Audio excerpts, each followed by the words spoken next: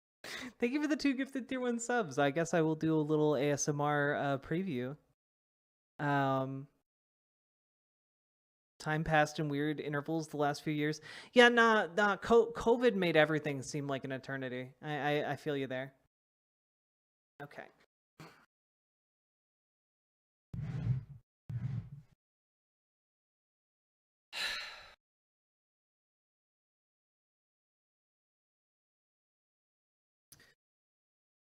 So,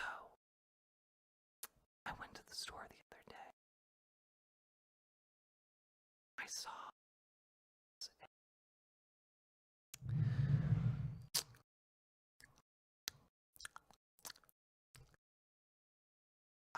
that there was a bunch of cans on one of the shelves. Okay, a lot of cans on the shelf, and I was in the soda pop aisle. Some of the soda pops were actually kind of like laced with drugs. Wild drugs. Drugs like there were marijuana drink shelves in this can. And I knew then that all of Western society was collapsing. To prepare for the Civil War, surely coming because of marijuana drink. Okay. Well, you guys asked me for for ASMR. And all of you are people leaving right now, and I just want to tell you guys that I gave you what you asked for. How dare you? How dare you?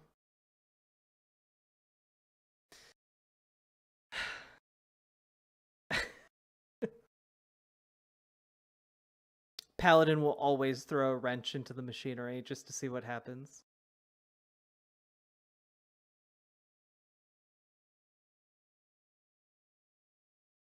Did you guys like when I did a bunch of those mouth sounds on purpose?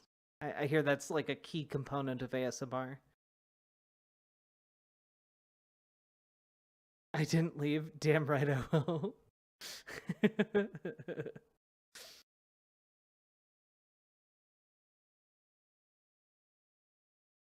I have misophonia. I'd never ask for ASMR. Well, generally speaking, I'd never provide it, but people did give me money. Next time I will ask for donations from people who want me to do ASMR and from people who don't want me to do ASMR. I'll give you guys the agency to deny ASMR happening.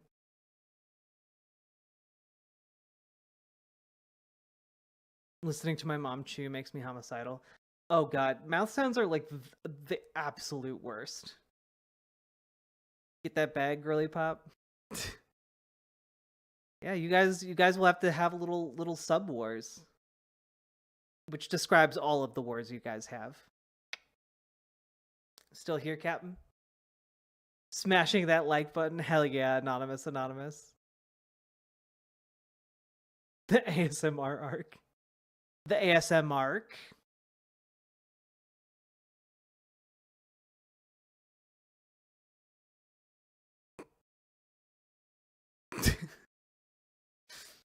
Strawbus.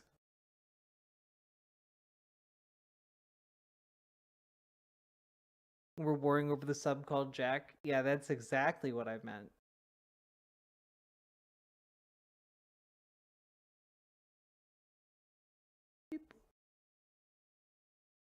The worst sound is people biting their forks. Why? Wait, why would that make a sound? How often are people biting forks? For like, do people just bite forks for no reason? Why would they do that? Why wouldn't you do that? That's so gross. How about we skip the old Twitch meta and go to the new Twitch meta? The new Twitch meta of, I don't know, I saw Boogie got banned for showing his junk to his Twitch stream. Like, let's I don't think we want to go that way. I can just do a stream like that on a different website, if you know what I mean.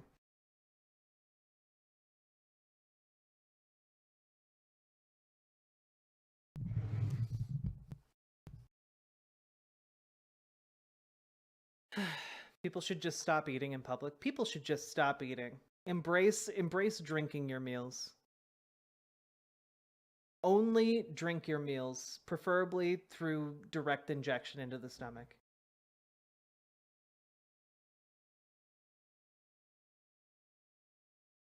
Subtly moving the mic. Don't know what you mean. I know you all come here for my massive political analysis.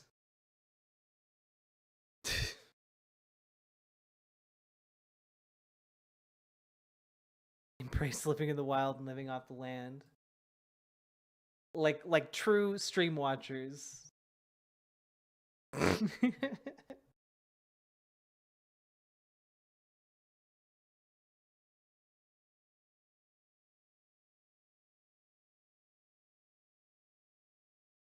You have the best political analysis on the internet? You think so? I feel like some people have much larger and more in-depth analyses than I do.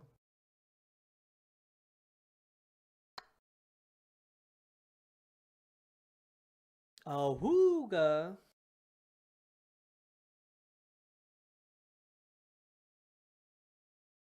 We'll be by the way, I feel like I'm on the verge of maybe finishing Baldur's Gate. Maybe we'll be doing that later tonight. We will see. Anyway, I'm going to go over this study in more depth on my own, but we'll come back to it at some point, I'm sure. Oh, also, hey everybody, I've got terrible news. Got terrible news. One of the worst people you know is still running for office. I got really excited when I saw these headlines because I thought it meant that Lauren Boebert was not going to be running for Congress. But it turns out that she's just so scared of her primary opponent that she's switching districts that she's running in. So here's her announcement video that she's dropping out of her race to join a different race.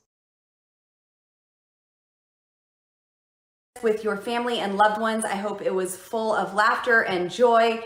After all, joy is not just a suggestion, it is our battle plan. Now for this video, Yep. A lot of joy. let's get right to it. Today, I am announcing my candidacy for the 2024 Republican nomination to represent Colorado's 4th Congressional District in the United States House of Representatives. It's the right move for me personally, and it's the right decision for those who support our conservative movement. This is the right move for Colorado, for us. Since the first day I ran for public... Oh, sorry, did I say primary opponent, Paladin? Sorry, I've been thinking about the primary races, presidential races. Yeah, no, she's scared of her opponent in the congressional race, who, like, narrowly lost to her last time. Office. I promised I would do whatever it takes to... Yeah, unfortunately, carpetbagging is not illegal. It is very legal. Stop the socialists and communists from taking over our country. That means staying in the fight. But it also means not allowing Hollywood elites and progressive money groups to buy the 3rd District, a seat that they have no business owning. I will not allow dark money that is directed at... So my guess, Paladin, is that they're moving her to a safe Republican seat, probably because she gets a lot of donations. Like, I don't know exactly what her star power is, but I believe she and Marjorie Taylor Greene get like some of the most donations in the Republican Party. So I'm guessing they want to keep her safe in a safer district in order to try and make this happen. We'll see. Destroying me personally, and the conservatives there who have fought so hard for our victories, of which I'm incredibly grateful. Personally, this announcement is a fresh start following a pretty difficult year for me and my family. That's right, because she was caught on video giving a guy a hand job at a live musical. I had never been in politics before, and I'd never been through a divorce, something I never intended to go through. I've made my own personal mistakes and have owned up and apologized for them.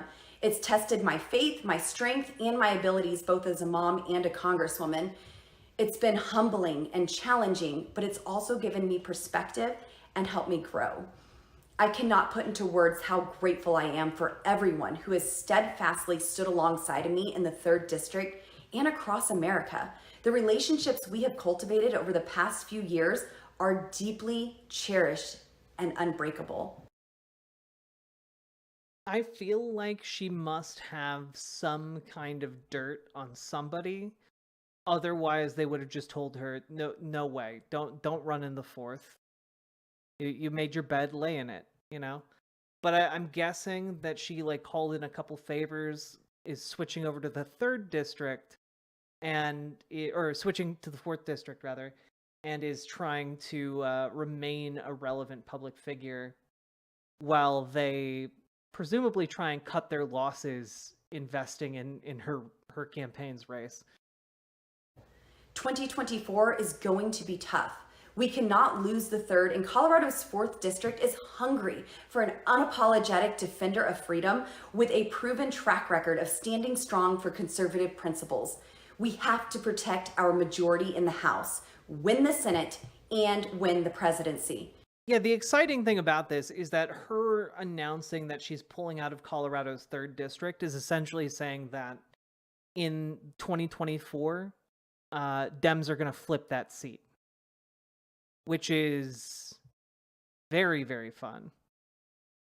Essentially, we can already put a point on the board for the Democrats in Congress already, and that's good news, folks. That's real good news. Let's take the wins where we can get them. President Trump has made it very clear that when we take back the White House, he needs our conservative voices heard loud and clear.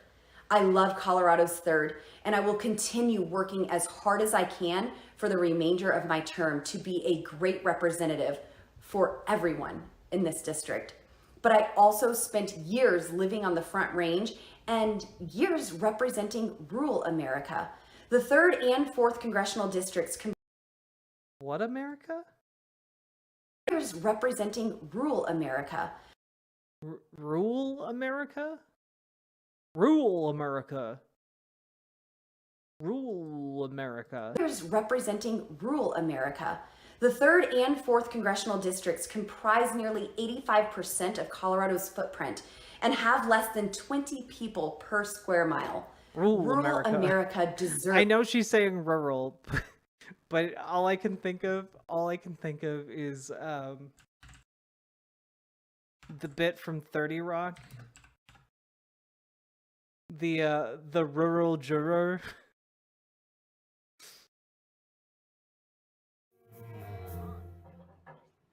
Hey, I gotta miss an hour of rehearsal today. The title isn't hard to understand, right? No, it's awesome. I love that we can work while we're on cocaine. Could it be roar her, gem her? No, that doesn't make any sense. It's gotta be oral germ whore. Okay, bye. Sorry, that was my publicist. You know, I have to admit, some respect her. I want you to watch Kevin. She's writing this. I'll be talking to the Girly Show star, Jenna Maroney, about her upcoming project, The Royal Germ. That is not helpful. Okay, there we go. I needed to find one clip of them saying the name. There we go. A strong voice that fights for their freedoms. The American people are struggling with groceries, inflation, utility bills, and other monthly expenses that were fueled by Biden's spending spree. The Roger. I know all too well how damaging the liberals have been to our entire state here in Colorado. I will be moving to the 4th in 2024 and will continue to take... Yeah, like the actual country pronunciation will be rural. Rural. The rural juror. Take my conservative fight directly to them.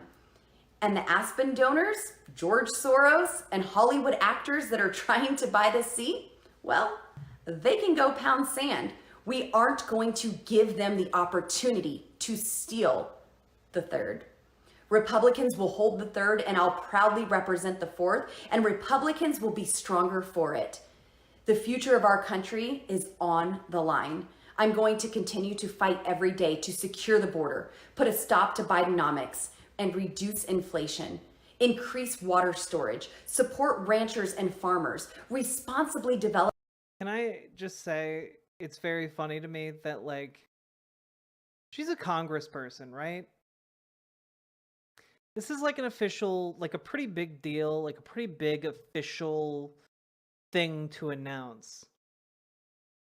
Why did she set up her own ring light? And like, she's doing this without a team around her, seemingly. Like, you can see the ring light reflected in her glasses. This looks terrible. American energy and minerals, stop wokeism, and get our country back on track. I did not arrive at this decision easily. A lot of prayer. Wait, I thought Joy was the battle plan. It feels like Joy isn't the actual battle plan here. A lot of tough conversations and a lot of perspective had convinced me that this is the best way I can continue to fight for Colorado, for the conservative movement, and for my children's future, and for the future of our great country. I love you. I appreciate all of your support more than you will ever know. May God continue to bless you. May He have His hand over our great nation. God bless America. Thank you all. What? Hey everyone, I hope you there we go. Had a great... Okay. Yeah, nah, she, So, one, this is great news. Two, her speech is terrifying. And it sounds like it's a fascistic speech because she's a fascist. There are a number of mainstream Republicans who are just openly fascist. She's definitely one of them, you know? There's a reason why she is short on facts and basically anti-empirics. There's a reason why her rhetoric contradicts itself constantly. And it's because she's a fascist. Like, most of the people who go to Trump are fascists, if not ideologically, out of expediency for their own political careers at this point. Former Highlands Ranch State Senator Ted Harvey says Boebert is just carpetbagging. It's sad, first and foremost, because she ran to say that she wasn't going to be a career politician. She's lost the confidence of the conservative voters in the 3rd Congressional District, so much so that she's probably going to lose that seat. So now she's deciding to cling to power, continue to be a career politician. And yeah, that's what's happening. But it's great because her attempt to cling at relevancy is costing them a congressional seat. And I'll take that. I'll take every win we can get in 2024. It'd be nice to get Lauren Boebert out of office, but you know, it'd be even more nice to have a congressional majority that can actually govern.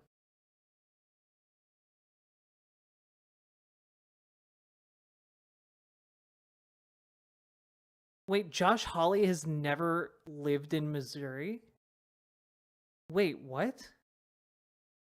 Josh Hawley ran without owning a real house here, and it ended up being a nothing burger. He's still never lived in Missouri. That's crazy.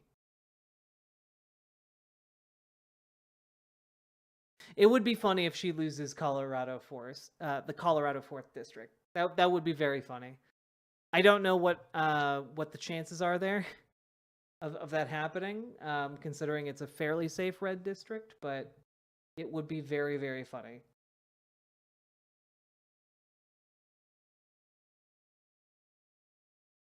Josh Hawley hasn't lived in Missouri. That's insane, dude. Being a congressperson representing people in an area you've never lived in, that's crazy. They bought an unfinished, unoccupied house and have never occupied or finished it. Are you fucking serious? Knowing that, Paladin, makes me want to do, like, documentary content. Like, grab a camera, go to that house, and just, like, make a huge deal about how literally no one is here. No one is here, and it looks like a ramshackle shack. Do we have a picture in this article?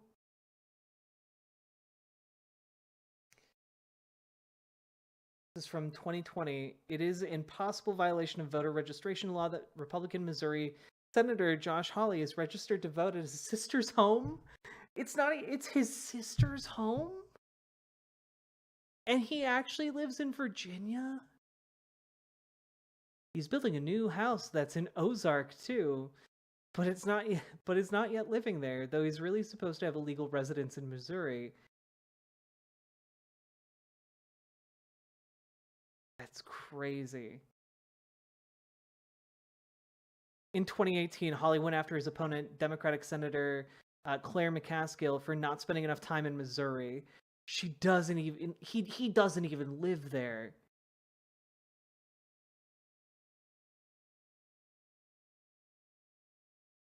Okay, wait, I just need to Josh Hawley Missouri home. News.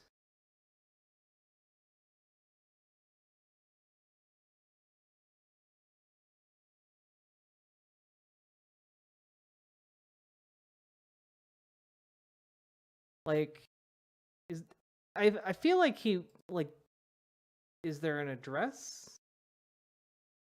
No, probably not. God.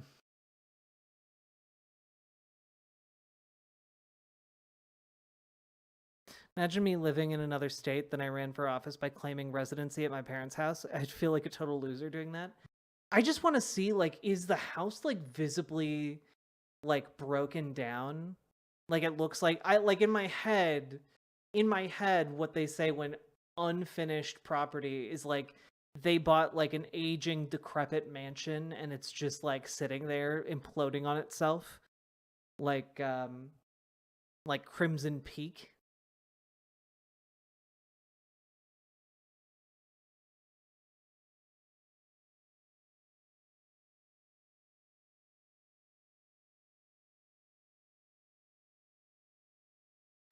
Might not be great for Dems. She was guaranteed to lose her old district, but it might be in play with a more normal candidate. I don't know. I feel like building up the name recognition matters a lot in elections, and like they don't have anyone even remotely close to replacing that, you know? Okay. Anyway, this has been your short and sweet stream. I might be back a bit later to play some Baldur's Gate.